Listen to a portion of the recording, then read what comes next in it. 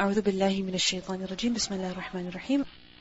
Lesson number 146, Surah Al-Isra, ayah number 64 to 65. وَاسْتَفْزِزْ, an incite to senselessness.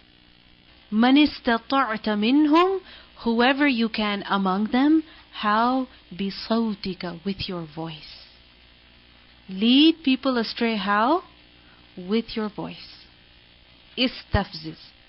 Istafziz is from the root letters fa, zay, zay, from the word faz. And the word faz, istifzaz, has several meanings. First of all, it means to be terrified, to get startled, to get frazzled. And when a person gets startled, when a person gets terrified, what happens? Either he jumps or he runs away. So the word faz is to jump up, to bolt, to be terrified. Secondly, istifzaz also means to uproot something, to completely uproot something. It is said, fazzani fulanun, so and so harassed me, frightened me, scared me, and forced me out of my place. So and so harassed me so much, he frightened me so much that he moved me out of my house. Fazzani fulanun. Like for example, it's possible that you go and sit somewhere in a waiting lounge, and perhaps somebody comes and sits next to you, and the kind of things that they start saying to you, or in a way that they're looking at you, how do you feel? Threatened. You feel scared. Like imagine you're sitting and there's a man, he comes, and the way he's talking to you or the way he's looking at you, you get very frightened. So what happens? You get up and you leave. You go and sit somewhere else. Similarly, it's possible that a person lives in a house, lives in an apartment, and the neighbors, they are constantly a threat to him. Constantly. So what will happen? He will move his house. He will move away from there. This is what fazzani means. Fazzani fulanun. That he threatened me, he scared me, he frightened me, he harassed me to the point that he forced me out of my house, out of my place. I could not stay there any longer. The same word is also used in Surah Al-Isra, ayah number 76, that وَإِن كَادُوا لَيَسْتَفِزُّونَكَ مِنَ الْأَرْضِ لِيُخْرِجُوكَ مِنْهَا. That the mushrikeen of Makkah were about to uproot you and move you out of the city of Makkah. That they had harassed the Muslims so much that the believers, they were forced to leave that city. They were forced to leave that holy land. Thirdly, istifzaz is also to find someone dhaleel, to find someone very humble, very miserable, very insignificant, and as a result, dupe them, fool them. That when someone does not use their intellect, it's very easy to fool them.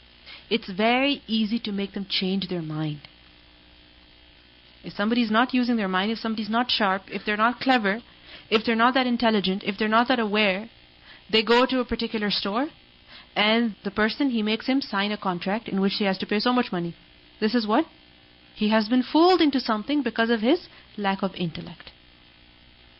So if you look at all of these meanings, it is to get the better of someone, to fool them, to deceive them, to harm them, to move them from their position, by frightening them, by threatening them, by leading them astray.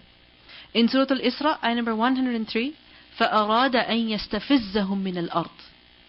Fir'aun, he intended to يَسْتَفِزَّهُم مِّنَ الْأَرْضِ, he intended to lead his people astray. How? Because he saw them as foolish. They did not use their own mind. So وَاسْتَفْزِزْ مَنِ اسْتَطَعْتَ مِنْهُ. How will you understand this now? That Iblis is being told, go ahead and terrify them, startle them, confuse them, shake their faith, uproot them, shake their faith, and lead them to sin. Try your best to move them from their position, to move them from Iman, to move them away from the good that they are doing. And you see, one of the meanings of istifzaz is to uproot something.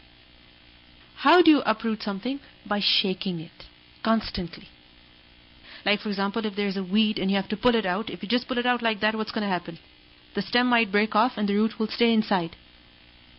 To completely take it out, what do you have to do? You have to shake until the roots, they become loose, and then you pull it out.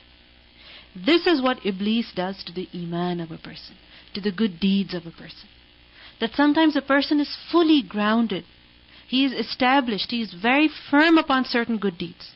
But shaitan keeps coming to him, one waswasa after the other, until what happens? A person loses himself. He loses that stability. وَاسْتَفْزِزْ مَنِ اسْتَطَعْتَ, whoever that you wish, whoever that you're capable of, whoever that you're able to. Minhum, from them, meaning from the people. How should you incite them? How should you startle them? How should you dupe them? بِصَوْتِكَ, with your voice. What is sawt? Sawt is the voice, the tone, noise. And what is the sawt of shaitan? This has been understood in various ways. First of all, the sawt of shaitan is his waswasa. That is his voice. That is the way he addresses people. That is the way he calls people. He talks to them. How? Through his waswasa. That he puts these beautiful thoughts of evil actions in their heart, and as a result, what happens? They end up committing those actions. So, istafziz bisawtika. A person is firm upon doing something good, go and do waswasa, talk to him again and again until eventually he gives up. Like, for example, many times it happens that a person opens up the Quran in order to recite it, in order to read it. It's a regular habit. They recite the Quran every day. But shaitan comes with his waswasa. He is very persistent. He does not leave until one day what happens? The person picks up the Quran and he says, okay, forget it. I'll do it tomorrow. And he puts it back. A firmly established habit. Firmly grounded. But shaitan does not leave a person until he defeats the human being. Secondly, the sawt of shaitan, the voice of shaitan, Ibn Abbas radiallahu anhu said that أنه كل داع دعا إلى معصية الله. Every da'i, every caller that calls to the disobedience to Allah subhanahu wa ta'ala. Any call, any invitation to sin, any invitation to disobedience is what? The sawt of shaitan. Whether this voice is coming in the form of a hidden whisper, waswasa, or it is coming in the form of a human being's words. Because remember, min al-jinnati wan-nas.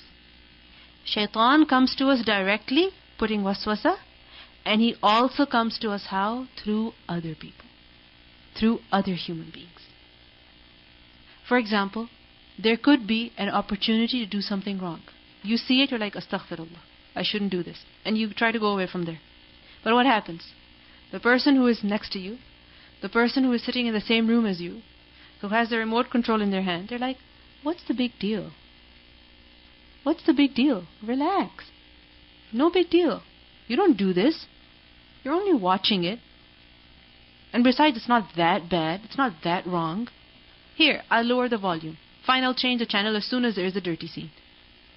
And they will say things such as, everybody does it. You think you're very righteous? You used to watch this stuff with me before. What happened to you now? You think you're becoming very pious now? Very holy now?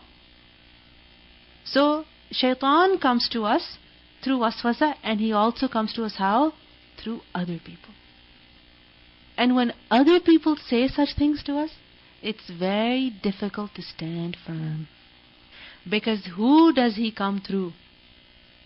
Which people? Those who are closest to you. Sometimes your best friends. Sometimes your closest relatives. Your siblings. Your children. Your parents. Your spouse. This is how shaitan comes to you. And you feel guilty in your heart. You're made to feel bad. And somehow they convince you. But at that time, what should you remember? Shaitan is talking to me through this person. Shaitan could not convince me with his waswasa. Now he's trying to convince me how? Through this person. He's using this person against me. So we see that any person's voice that calls to sin is what? The voice of shaitan. whether it is coming through your parents' mouth, or it is coming through your best friend's mouth, or it is coming through your teacher's mouth, any person who calls to sin, know that that is the voice of shaitan. So do not listen to it. Do not respond to it. Thirdly, the voice of shaitan, according to Ibn Abbas and Mujahid and Hassan Basri and Imam As-Suyuti and many others, they have said that the sawt of shaitan is al-ghina wal-mazamir, singing and the sound of music. This is the voice of shaitan. Al-ghina wal-mazamir. Mazamir is with a zai. Mim, zai, alif, mim, ya, ra.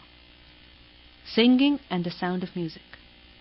Musical instruments. Vulgar lyrics. Because if you look at it, through songs or through the sound of music, a person is made to feel heedless of Allah subhanahu wa ta'ala. Isn't it so? If you walk into a store and there is a lot of music, blasting music, what's going to happen to you naturally? Are you going to remember Allah? Only if you are not willing to hear it and you're saying astaghfar constantly. Only then. But otherwise, if you're paying attention to that sound, if you begin to enjoy that sound, are you going to remember Allah? No. It's going to make you completely heedless. And the kind of words that are being said, what are they going to make you feel? Oh, look, they have someone who they love. Who do I love? I wonder. This is what people think. Unfortunately, our young generation, this is what they're concerned about. I think I love that person. I think I like that person. Where do they get all of this thinking from? By these songs that they're listening to day in and day out. This is the voice of shaitan. This is how shaitan invites people to sin, invites person to heedlessness. So any sound, any word that makes a person negligent of Allah subhanahu wa ta'ala's dhikr and remembrance. We see that shaitan, he knows the weak points of every single person. Because he observes human beings from the day that they're born.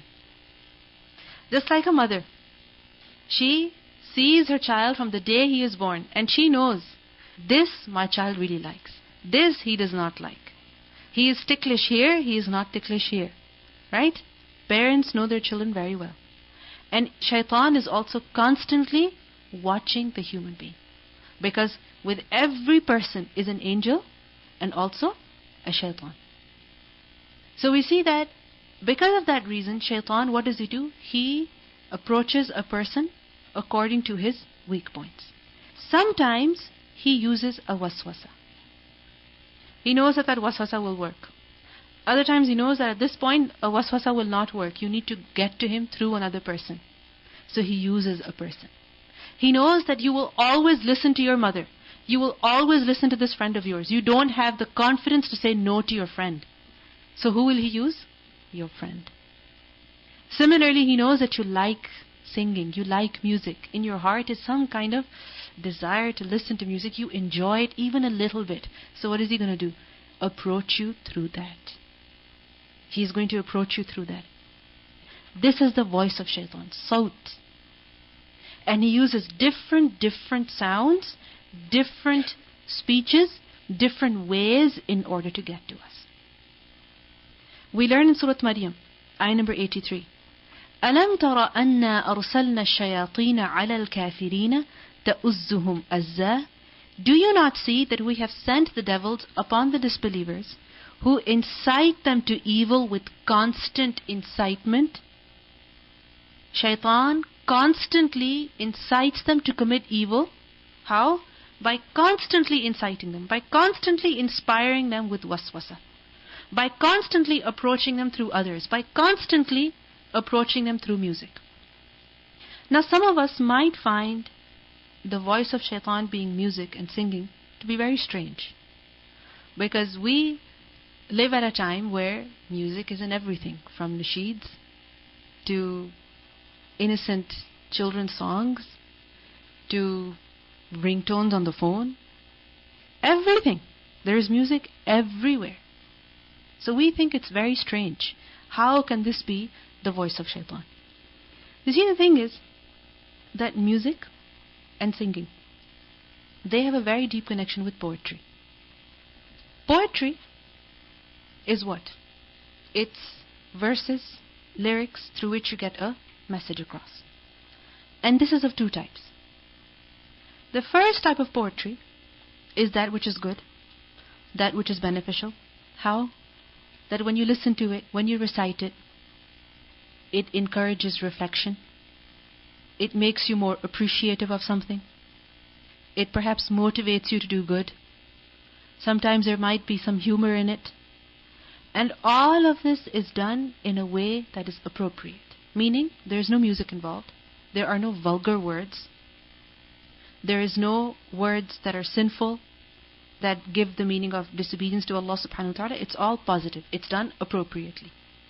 And we see that this kind of poetry is completely acceptable. In fact, this is something that is a sunnah of the Prophet sallallahu alaihi wasallam. Because the Prophet sallallahu alaihi wasallam, he would recite verses of poetry sometimes in order to encourage the Sahaba. At the Battle of Khandaq, when everyone was busy digging the trenches, the Prophet sallallahu alaihi wasallam, he was reciting verses of poetry. At so many occasions, he recited poetry. Why? In order to encourage the people. At Eid, there were these young girls who would come and they would sing verses of poetry. And the Prophet ﷺ allowed that. However, we know that once this young girl, she was reciting something and she said something that was incorrect. So he told her, don't say this, instead say that. So this is one kind of poetry. The second kind of poetry is that which is evil. How is it evil? Because it arouses a person's desires, sexual desire. Or it makes a person feel enmity or jealousy or anger in his heart. Or when he hears that, he feels very sad. He feels very depressed. All such negative feelings are aroused.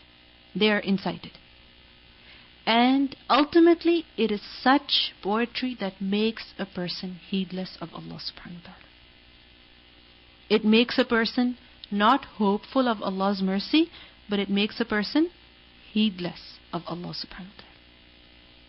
And if you look at it, all the various types of songs that are out there today, what kind of songs are there? I'm sure you know. Love songs.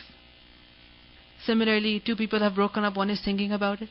I don't want to see you again. Don't come to me. Don't call me. I mean, what's the point of this? This is your personal affair. Why do you have to publicize it to the entire world? Think about it. Or that if I've been hurt once, I don't want to be hurt again. Sometimes, if you're passing by, you hear some lyrics, you're like, what are they singing about? Honestly. So, we see that poetry is of two types. And poetry is something that really moves a person, that really touches the heart of a person. Now, what does shaitan do? He uses this tool in order to lead people astray as well, because he knows it's extremely effective. It touches the heart of people. Once you hear some words of poetry, once you hear these lyrics, what happens? They get stuck in your mind. And after years and years, even what will happen? You will continue to read them. They will continue to buzz in your head. Right? This happens. So this is how shaitan has used this tool in order to lead people astray. What does shaitan do? He inspires the poets. Instead of poets, I'll use the word songwriters, because this may be more familiar to us. And he inspires such songwriters who commit sin, who listen to music, who play music, who commit haram, which is why you will see that many times music and singing has a lot to do with alcohol and drugs and adultery and fornication. It has a lot to do with all of these crimes, because such songwriters are inspired by shaitan. Just as when a person is doing good, he is inspired by who? An angel.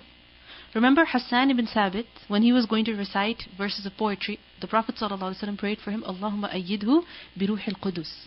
Assist him by angel Jibreel, that he should say such verses of poetry that are very effective.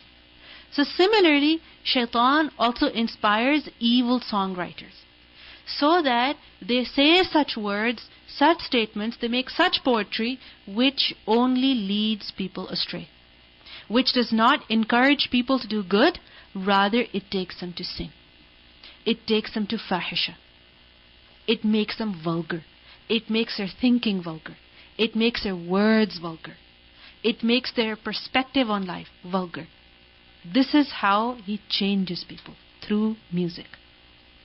We learn in Surah Al-Shu'ara, ayah 221 to 226, about such songwriters, that هَلْ أُنَبِّئُكُمْ عَلَى مَنْ تَنَزَّلُ الشَّيَاطِينَ.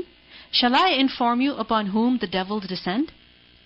تَنَزَّلُ عَلَى كُلِّ أَفَّاكٍ أَثِيمٍ. They descend upon every sinful liar. Every sinful liar. Because the Arabs, they used to say that the best poetry is that which is the farthest from reality, which has the most lies in it. يُلْقُونَ السَّمْعَ وَأَكْثَرُهُمْ كَاذِبُونَ. They pass on what is heard, and most of them are liars. وَالشُّعَرَاءُ يَتَّبِعُهُمُ الْغَاوُونَ. And the poets, only the deviators follow them. أَلَمْ تَرَ أَنَّهُمْ فِي كُلِّ وَادٍ يَهِيمُونَ. Do you not see that in every valley they roam?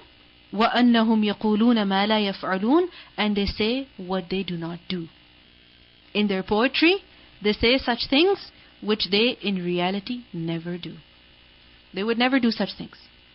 I would get the moon for you, and I would do this for you, and I would do that for you. They don't do such things. It's far from reality.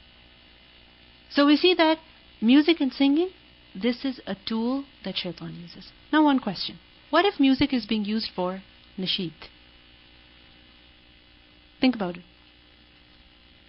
This is something so common today.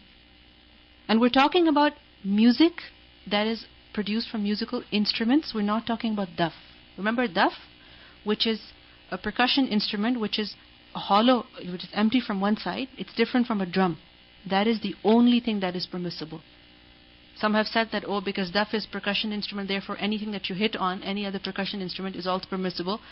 Well, for that reason, a piano and everything would be permissible, because in essence, what are you doing? You're striking something that is producing a sound. So if music is being used in nasheed, is it going to increase you in your iman? Is it going to make you think about Allah subhanahu wa ta'ala more? Is it going to make you more fearful of Allah? No. Many times if you go to such quote-unquote concerts where nasheed are being played with music, there's more emphasis on clapping along with the sounds instead of thinking about the deen and the message of that nasheed, unfortunately. I'm not saying that nasheed is discouraged. No, it's a very important thing. Children learn so many things from nasheed. I remember as a child, I grew up listening to many nasheed, and I memorized so many things from nasheeds, which, till today, if I have to remember some facts, I think about, okay, what did that nasheed say? So it's a very good way of teaching children. However, if there's a lot of music involved, then you're missing the point. You're missing the point. And this is how shaitan comes. He says, do this good deed.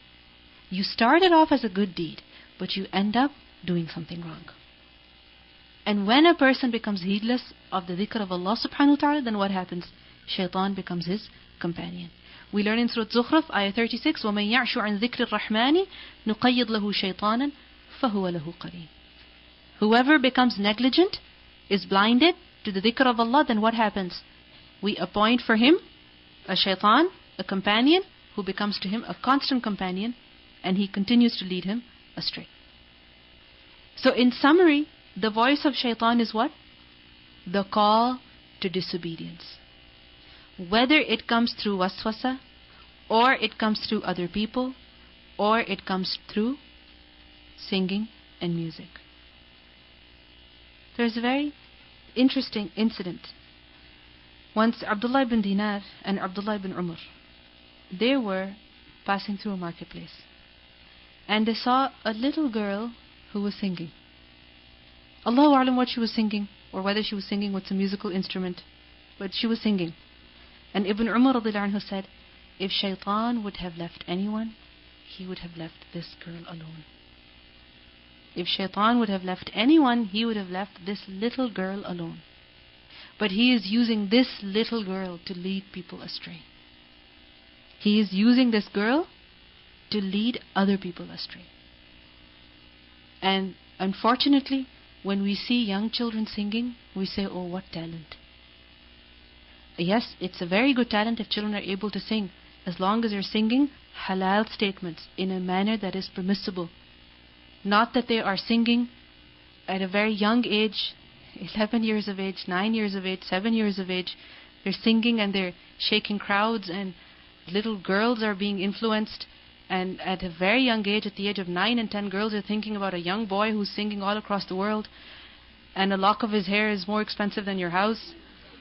And just recently, actually, I saw on the news a 7-year-old child from Sri Lanka. He was dancing just like Michael Jackson, and he was singing, and they say that he has a lovely voice, a beautiful voice. And I was preparing these verses at the same time, and I was thinking, Subhanallah, Subhanallah. People are amazed by this child's talent, and yes, Allah has given that talent to him, but look at how, unfortunately, that child is being used to arouse other people's sexual desires. When he dances in that way, when he sings those lyrics, what is he motivating in people? What is he encouraging in people? And a 7-year-old child is being questioned, so do you have a girlfriend? 7-year-old kid. Tell me, if this is not satanic, then what is it? If this is not something that is leading people away from Allah, then what is it? We think that there's no problem in music, and it's just okay. You just have to change your thinking. You just have to take it positively. There's no harm. You should look at the positives as well. But overall, when you think of the entire industry, what does it revolve around? Adultery, drugs, haram. This is what it revolves around. All of this.